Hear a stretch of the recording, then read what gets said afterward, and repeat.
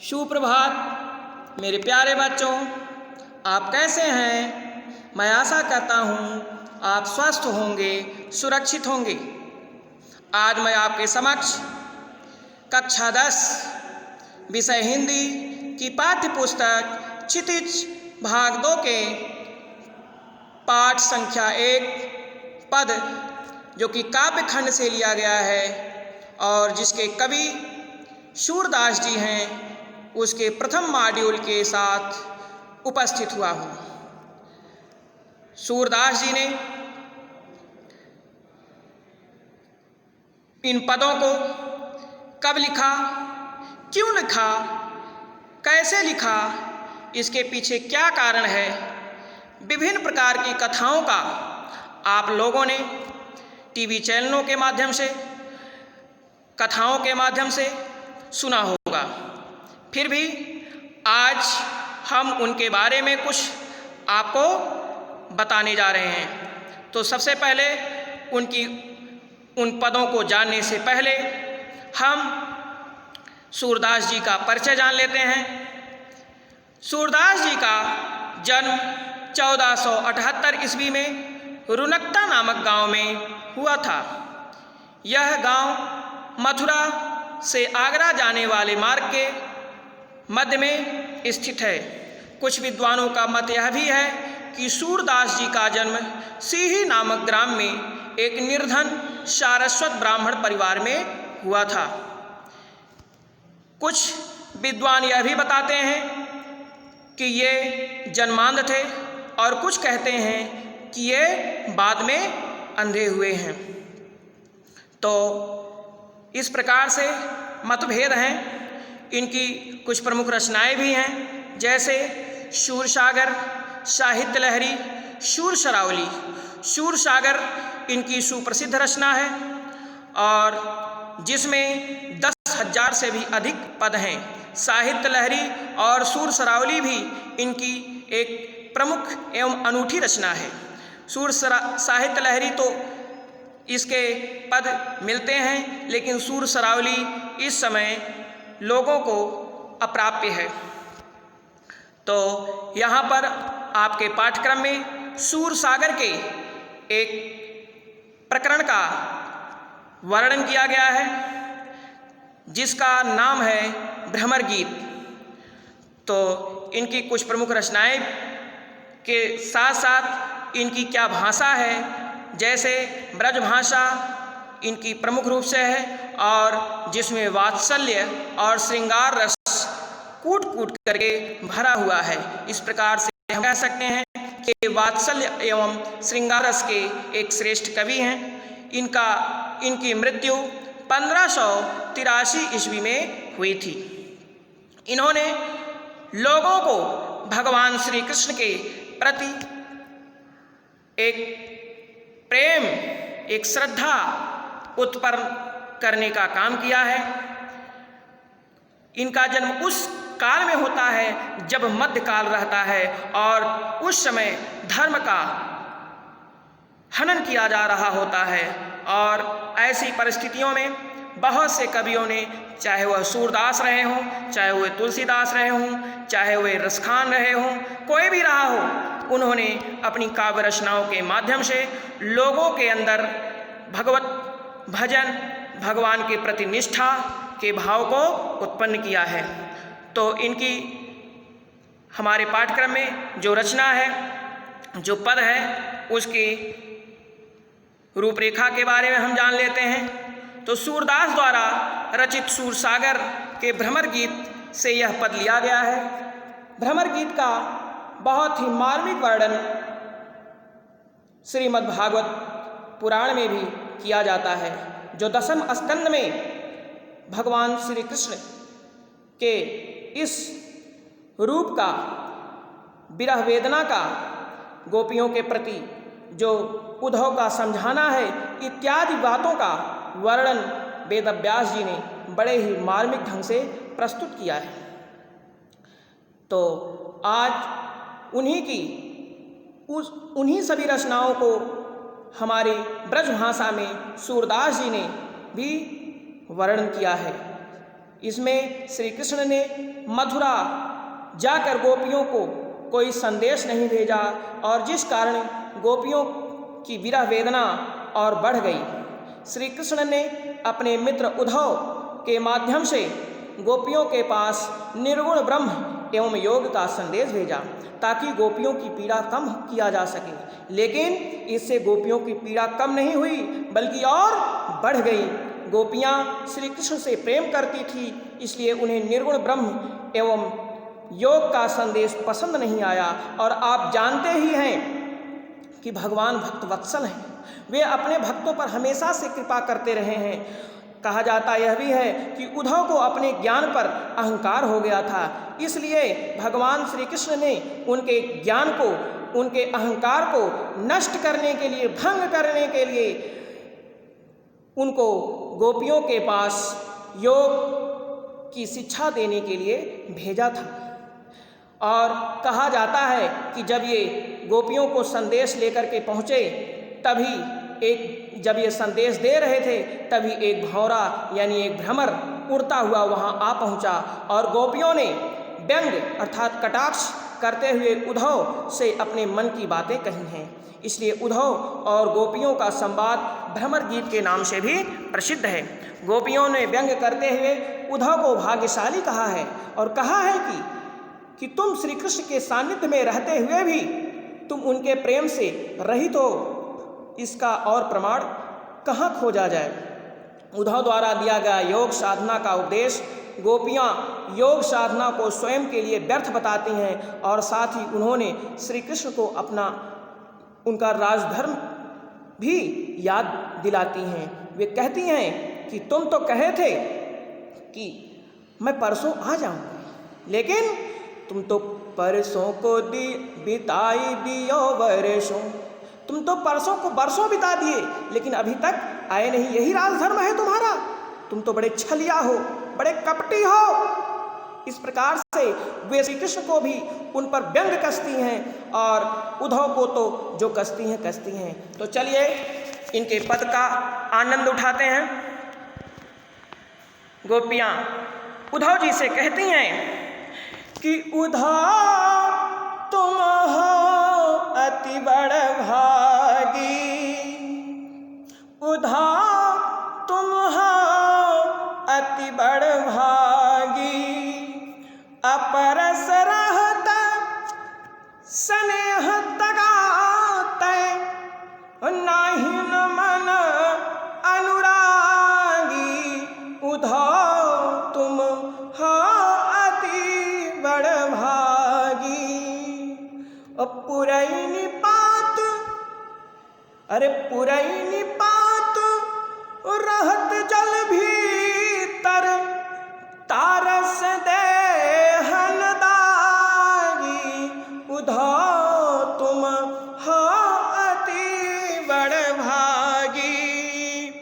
ज्यों जल माहो तेल की गागरी, ज्यों जल माहो तेल की गागरी, बूदन ताका लागी, उद्धव तुम हावती बड़ भागी।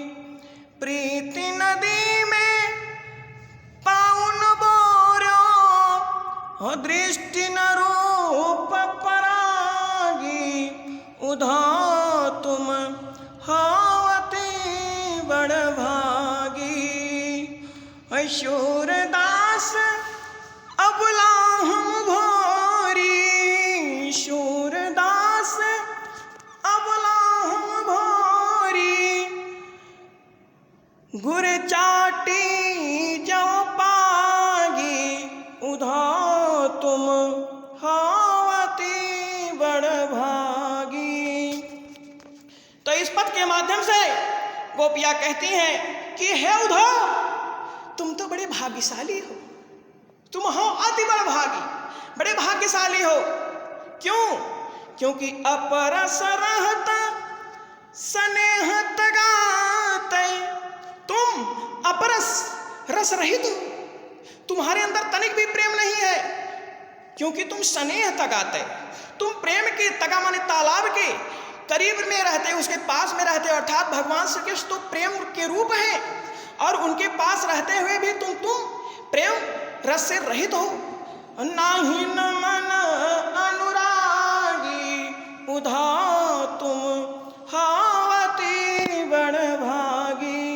लेकिन अब भी तुम्हारे मन में तनिक भी प्रेम नहीं जगा। तुम कैसे हो? तुमको तो लज्जा आनी चाहिए कि ऐसे भक्त वत्सल प्रेम अवतार के पास रहते हुए भी तुम प्रेम से रहित हो।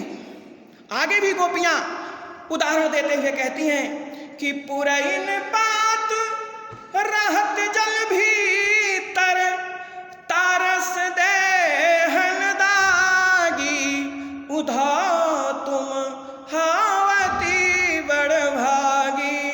कि है उधव पुरैन पात, पुरैन माने कमल, कमल के पत्ते के समान जैसे वह कमल जल के अंदर रहता है लेकिन उसके ऊपर एक भी पानी की बूंद नहीं रहती है, उस पर एक भी पानी का रस बूंद या दाग तनिक भी टिकता नहीं है। ठीक उसी प्रकार से तुम उस श्री कृष्ण के पास रहते हुए भी तुम्हारे अंदर तनिक भी प्रेम उत्पन्न नहीं हुआ है। तुम निर्लज्ज हो, तुम्हारे अंदर प्रेम नहीं उत्पन्न हुआ। यह बड़ी विडंबना की बात है। आगे गोपियां कहती हैं कि जौ जल माह तेल की गागरी अपूतनता कौलागी उधा तुम हावती बड़ भागी। और तुम जैसे जल के माह माने मध्य में तेल की गागर, कोई गागर हो, गगरी गागर यानी कलश, उसको जिसमें तेल ऊपर से लगा दिया जाए और पानी में डाल दिया जाए और उसको फिर पानी से निकाला जाए तो क्या उसके ऊपर पानी की एक भी बूंद टिकेगी? नहीं टिक सकती। तो ठीक बूंद न ताको लाई, उस पर एक भी बूंद नहीं लगती। ठीक उसी प्रकार से तुम श्री कृष्ण के पास रहते हुए जहाँ की प्रेम रस भरा हुआ है और तुम्हारे शरीर पर एक भी प्रेम की बूंद नहीं टिकती है, तो तुम कितने बड़े निर्दयी हो। आगे भी गोपी कहती है कि प्रीति नदी में अरे पाउन बोर्यो अदृष्टि न रूप परागी उधा तुम हावती बड़ भागी। और तुम वहीं प्रेम की नदी के पास रहते हुए अपने पांव को डुबो करके थोड़ा सा भी आनंद नहीं उठाए, थोड़ा सा भी उसका आनंद नहीं लिए। दृष्टि न रूप परागी, तुम्हारे अंदर तनिक भी प्रेम नहीं उत्पन्न हुआ। यह बड़ी विडंबना की बात है, बड़ी ही विचारणीय बात है। तो है और गोपियां कहती हैं सूरदास जी के माध्यम से, वह कहती हैं कि सूरदास अब लाहम भोरी। सूरदास कहते हैं कि गोपियां कि हम अबला हैं, हम स्त्री हैं, हम भोली भाली हैं, सीधी साधी हैं और हम तो भगवान श्री कृष्ण के प्रेम में उसी प्रकार से अपने प्राणों को त्याग देंगे जिस प्रकार से गुर चाटी जो पागी उधा तुम हावती बड़ भागी। जैसे गुड़ चाटी, गुड़ होता है ना जो तरल पदार्थ होता है भेली का, उसमें चाटी जैसे चींटी जब पड़ जाती है और उसमें से वह उसी में उसका रसास्वादन लेते लेते अपने प्राणों का त्याग कर देती है। ठीक उसी प्रकार से गोपियां कहती हैं कि हम श्री कृष्ण के प्रेम में उसी प्रकार से निमग्न हो गए हैं, मग्न हो गए हैं कि अब हमसे और कोई भी शिक्षा देना हमारे ऊपर बेकार है। अब हमें और कोई कुछ ज्ञान भाता नहीं है, अच्छा नहीं लगता है। और तुम इतने बड़े भाग्यशाली हो कि तुम ऐसे गुड़ में पड़े रह करके भी तुम बचे हुए हो, जिंदा हो। लेकिन मैं तो उन चींटियों की भांति हूँ, मैं जिंदा नहीं रह सकती, मैं कृष्ण के प्रेम में अपने प्राणों का त्याग कर दूंगी। लेकिन आपके योग का, आपके ब्रह्म को, आपके निर्गुण निराकार रूप को, ईश्वर को मैं उसका रसास्वादन कदापि नहीं करूंगी। तो गोपियां आगे कहती हैं कि हे उद्धव, तुम बड़े भाग्यशाली हो, तुम कृष्ण के निकट रहकर भी उनके प्रेम रस में नहीं डूबे।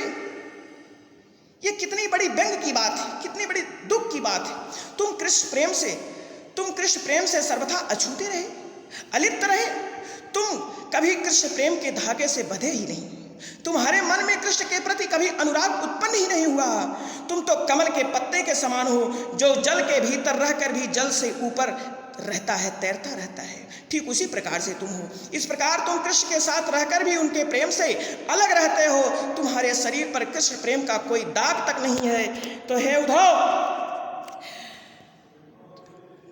जिस प्रकार जल के मध्य रहते हुए भी तेल की गागर पर पानी की बूंद तक नहीं टिकती, तुम पर भी कृष्ण प्रेम की कोई बूंद नहीं टिक रही है। अरे उद्धव, तुमने तो प्रेम की नदी में कभी पैर डुबाया ही नहीं, तुम्हारी दृष्टि उनके रूप पर कभी पड़ी ही नहीं।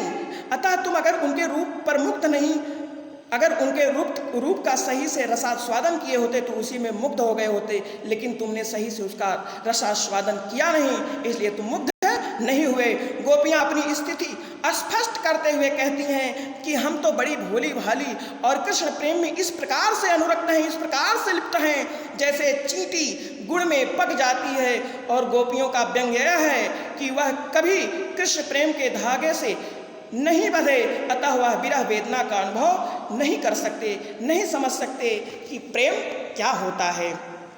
तो इस पाठ में क्या विशेष है, कुछ उसको जान लेते हैं।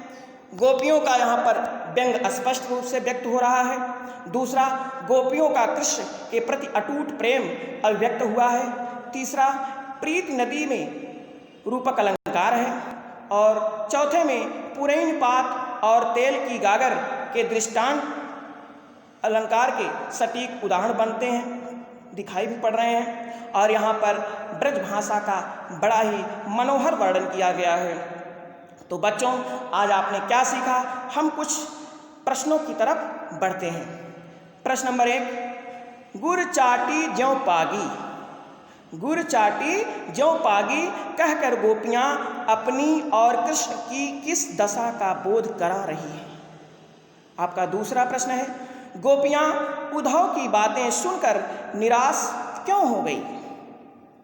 गोपियाँ उद्धव की बातें सुनकर निराश क्यों हो गई। आपका तीसरा प्रश्न है, अंतिम पंक्तियों में गोपियों ने स्वयं को अबला और भोली क्यों कहा है। और चौथा प्रश्न है, सूरदास की काव्य भाषा की 2 प्रमुख विशेषताएं बताइए। आज बस इतना ही। हम आपसे अपनी एक नए वीडियो के साथ पुनः मिलते हैं। तब तक के लिए धन्यवाद।